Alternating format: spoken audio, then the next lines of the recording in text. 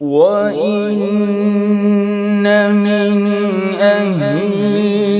الكتاب لمن يؤمن بالله وما أنزل إليكم وما أنزل إليهم خاشعين لله لا يشترون بآيات الله ثمنا قليلا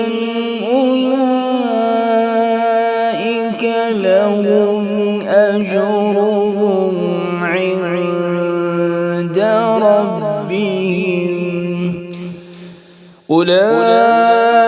أولئك لهم أجرهم عند ربهم إن الله سريع الحساب يا أيها الذين آمنوا اصبروا وصابروا ورابطوا واتقوا الله لعلكم تفلحون.